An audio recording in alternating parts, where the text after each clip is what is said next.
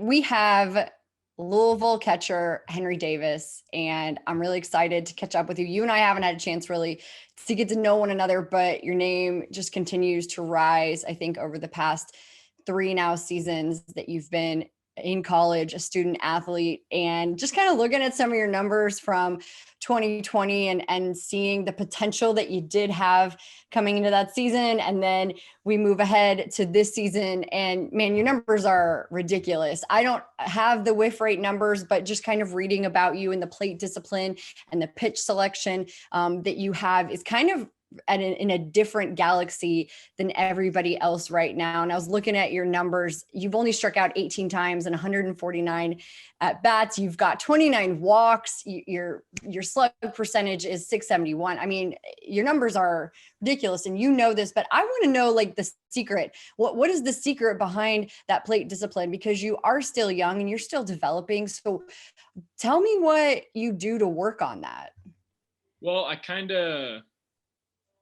I don't know if it's just me being super competitive or good hand-eye coordination, but I've always taken it very personal when I strike out, and I don't like letting guys strike me out. So that's something when I get to two strikes, I choke up on the bat, good two-strike approach, and I'm just committed to moving the ball. That's something we talk about a lot as a program.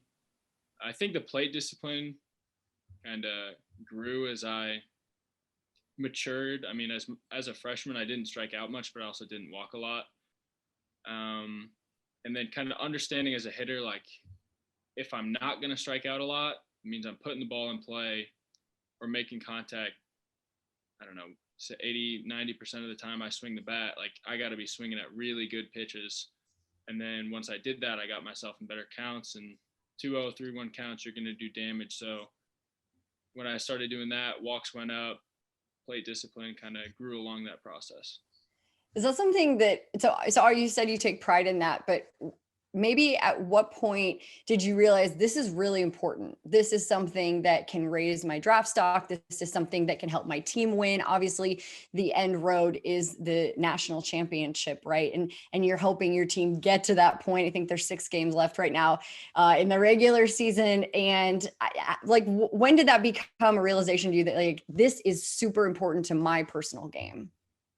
I never really thought about it in that sense. It's kind of always just like, go up, have a good at bat. I mean, there are a lot of ways to do that. Move a guy over, get a guy in.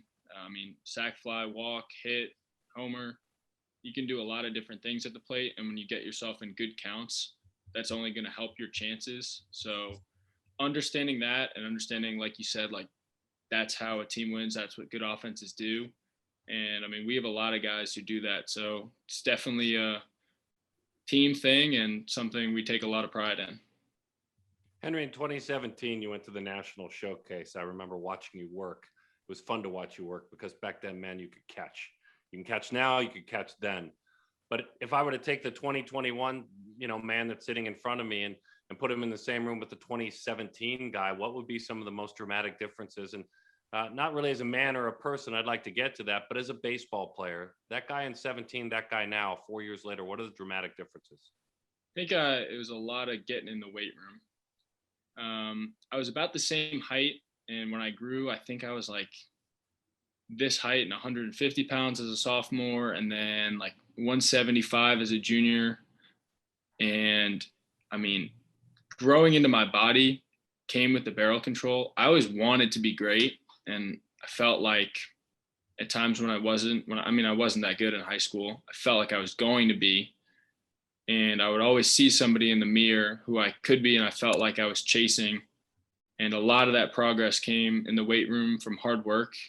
But again, a lot of it working with our hitting coaches here, learning from really good hitters. I mean, Logan Wyatt was amazing talking to me about plate discipline and stuff. And then you learn situational hitting, which isn't talked about a lot in high school. And you learn how pitching coaches work, and pitching coaches are going to come at you in certain situations. So it's been a long process, but the most important thing would just be, I'm probably 45 pounds heavier than I was then. So definitely helped a little bit. I'm dying to know where that comes from, because a lot of people can look in the mirror and see the person that they want to be. I should restate that. Not a lot of people can see that, quite frankly. A lot of people lack the confidence to see what they want to be, what they hope to be. A lot of people can't see that. So where does the background come from that, when you were going to national in 17 or playing travel ball for Tri-State Arsenal before then, and you looked in the mirror, where does the background come from that you were able to do that? You were able to forecast yourself. Again, not everybody can do that. They hope it goes well, but they don't truly see it. Does that make sense? Yeah, I mean, I've been that way my whole life, and even as I was a 12-year-old kid who grew late, and I remember going to Cooperstown, and everybody's like 6 foot and talking about dudes throwing 80 and stuff, and I was still like 5 feet tall, and you see yourself compared to all these guys, and I didn't feel like at a time where there were a lot of factors separating us, like the height or the weight or guys hitting puberty early. I mean, I still felt like I could do it. So it's something that stuck with me since I was a kid. And I've always wanted to win. I've always been super competitive. I mean, huge sore loser in board games with the family. And I think it kind of grew as I grew as a baseball player, as I grew as a competitor and a worker. So it's been a long process, but definitely all adds up. So everyone loves to compare, right? That's the name of the game. Like this guy comps to this guy comps to this guy. And I don't want to do that with you, but I do think the catching position is so interesting because I think it's evolved a lot, even in the past couple of years, and in the way that the position is on the field, the way that catchers are handling the pitches. There's so many different things I feel like that the position has evolved into, and the evolution of the athlete who is the catcher. It's not just the guy who's behind the plate who's not swinging the bat as well. I think that you're so true to that. What have you seen in the evolution, and maybe has your game evolved with it, or have you kind of always just been the same guy behind the plate? I think I was better at catching and throwing early on, and as I got stronger, I could hit the ball a long ways, but the hit ability came later as I grew and matured in the batter's box, because a lot of its approach. I mean, you can be a good hitter with a bad swing, but you can't have a bad swing and be a good hitter. Let me rephrase that. Yeah, you're fine. You can be a good hitter with a bad swing, but if you're a bad hitter with a good swing, you're not going to see the results you expect. So learning that and understanding that, growing as a hitter and not a swinger through college, has definitely helped. I mean, in the game of baseball, I really like how guys receive, and I know there's a lot I need to learn and get better with on that side. So that's something I'm excited about, because having potential on that side is something, I mean, if you tell me I can grow in a certain area, that it's only going to fire me up. So understanding that, and I mean, I look at guys like JT in the big leagues, where I want to be as close to a 5-tool catcher as there is, where I can run a little bit, I can hit, throw, defend, do a little bit of all of it. Okay, you're also a New Yorker, and I think that is so cool. And I want to give you all the love, because we're giving love to everyone else, right? New York kids, it's a different ball game when you're coming from New York, playing in the different weather and whatnot, and also just not always getting the looks, right? Like if you look at your PG rankings when you graduated from high school, you've clearly gone above and beyond what anyone was projecting you to do. Can you kind of just speak to being in New York kid playing baseball in New York, and maybe why that makes you a little grittier than everyone else? I mean, I think the cold weather might have a little bit of factor to do with that. I mean, we never have the best high school facilities, and a lot of fields you play on don't have a fence on it, but that doesn't really affect how anybody from there loves the game or appreciates it. I mean, you grow up on it. A lot of people there are Yankees fans, and I mean, that's a baseball city, so it's part of us, it's part of the culture. And I mean, New Yorkers are tough, so that's something I grew with and I tried to carry here. But I mean, in regards to projections and stuff, I never really feel like any of that's real. It's just a guess. So even when now some people might be higher on me than they were in high school or whatever, I try not to believe it either way, just because if I felt like they were wrong when they were low on me, why would they be right now? So try and keep the blinders up as much as possible and just work hard no matter what the projections say. All right, anecdotes, if you don't mind. I'd love for you just to give me a couple of anecdotes, really just one anecdote about each person I'm going to ask you about. You know, a quick story as to why this person is important to you and maybe how they've impacted your life. And if you have a quick memory about when that occurred or what occurred, that's indicative of your relationship. And let's start with Coach McDonald, and you know, maybe a moment in time when you two spent time together, or he was in front of the entire team, that you know really signifies your relationship. I'd say he really showed me how the small things add up to winning when I was a freshman. I remember like one of the first practices on a Monday.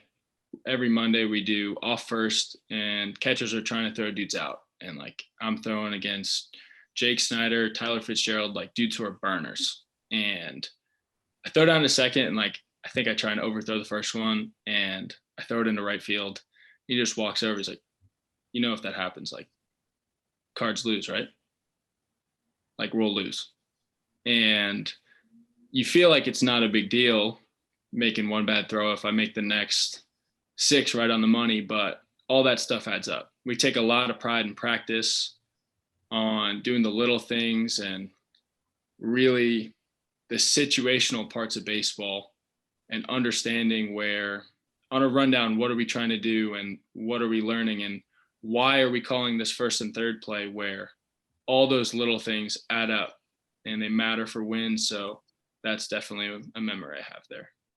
One short story about your mom, Andrea, please. I mean, she is a very hard worker, and you don't really understand that growing up, and it doesn't make sense. Like you don't really process it, and I don't really appreciate it till I'm this age, or I mean, not even sure if I fully appreciate it yet, but I'd always wake up and she would have already been working no matter what. And then she'd work and I'd always come down and there'd be breakfast made and she'd have laundry done or she'd be doing something, and you don't really process it that she's doing all of that on top of being a mom and on top of having a job and the responsibilities that come with that. But looking back on it, I definitely say like the waking up and that she's already in her office working and there's breakfast on the table, like that shows something. And I want to be a hard worker like that. Your dad, Christopher. So he's somebody who'll never like pay somebody to do something he can do himself. So there are so many times as a kid where like, I don't know, like oil prices spike. So we're going down in the backyard to chop down a tree and save it for next year or something. And I mean, a lot of stuff like that where we're just spending time working together or doing chores where neighbors were paying people to do it. And I didn't really understand. I'm like, Dad, like, and I'm friends with the kids, like, Dad, why are they not helping like their dads do this stuff? And he's like, oh, because we can do it ourselves. And that's all that matters. So another thing where my parents have showed me what hard work meant. And real quick, sorry, Dani, it's been the two of them, right? Throughout your life, they've made it through together? No, they separated when I was in high school. And so they've managed to keep you first, though. Yeah, for sure. How about that? That's incredible. Yeah, That's incredible. Yeah, and there within lies the challenge. I've been through that too, and it's always hard to keep your children first when you go through something like that. You're a lucky man. You know that, right? Yep, appreciate it. Yeah. I mean, you know, I don't really have any more. I did think that picture from Kenya with the giraffe was pretty special, and maybe you could share that story because it's kind of sounds like your family has been the foundation, the roots for you, and taught you these lessons that maybe at the time, like you said, you didn't know why you were being taught these things, but they've all come to fruition. They literally have all been planted within you, and you're seeing that all the fruits of that labor come together now. And you know, we reached out to you for a lot of different reasons, but obviously, you know, we've got the draft coming up in a few months, and you know, your name is up there. So maybe can you share that story just to kind of put a nice bow on what your family means to you, you know, take me back to that picture and why it exists. Well, the picture from Kenya exists because my grandma wanted to do a trip there with all of us, and we never got to do that. But last year, my dad decided he was going to take my brother and my sister and I, and we went over there, and it was a lot of fun. And I don't get to see my family too much, being so far from home, and my sister's working and my brother's in school. So it was a very nice experience to have, and I'm very grateful for it. Awesome. Henry, thank you. Henry, thank you, man.